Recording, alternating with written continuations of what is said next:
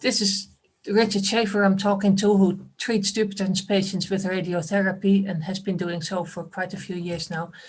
Richard, if patients are thinking about radiotherapy, they think about all kinds of scary things. Can you explain what exactly is radiotherapy and what's the difference between the different machines?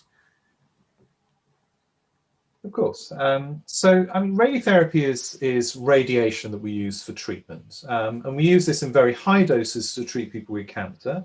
The reason why we do that is because cancer grows in an uncontrolled way in these very high doses. And we can also use it for non-cancer conditions. And obviously, Dupuytren's disease is something that grows, but it's not a cancer. So it doesn't need such a high dose. We use around half the dose as we use for cancer. Radiotherapy can be delivered either as X-rays, which we all know about, or similar types of radiation. And one of the main ones that we use is called electrons. The effect is basically the same as X-rays, so we just consider those two together.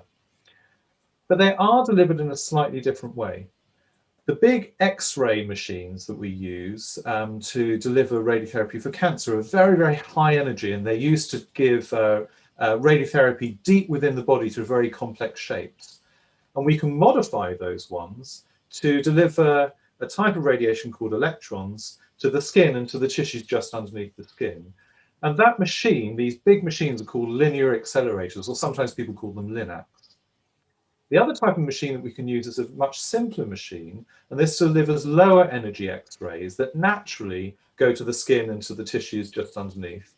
So we call those low energy X-rays or kilovoltage X-rays, or sometimes people call it superficial-orthovoltage X-rays. So those are the sort of words that we use to describe the type of treatments within radiotherapy and the types of machines. In terms of when we give radiotherapy, so generally we give it either as a primary treatment. So what that means is you've got something going on in your palm and we just give it to stop it getting worse. Or we can give it post-operatively. In other words, once you've had a release of a contracture, we can give it after that. That's also called adjuvant as well. That's another word for post-operative, and it's basically to stop it coming back.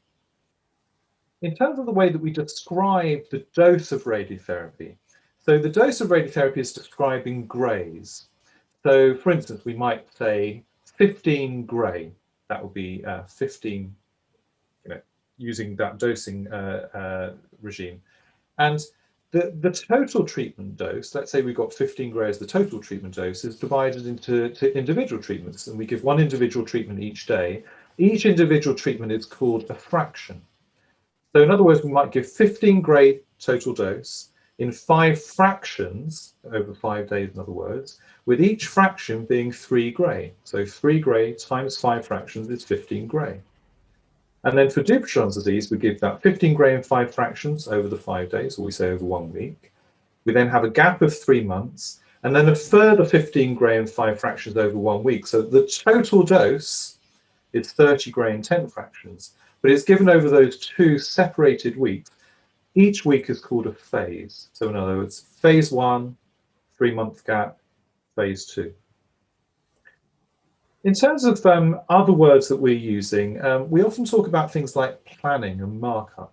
So if you're having some very simple treatment with electrons or with low energy X-rays, then generally what we would do is we would see you for the markup appointment, and literally we draw around with a felt tip pen the area that we're going to treat and the area that we're going to shield out. Sometimes people have a slightly more complex way of doing it, and they might have what's called a planning CT scan. So a CT scan is a little bit like a 3D X-ray, basically.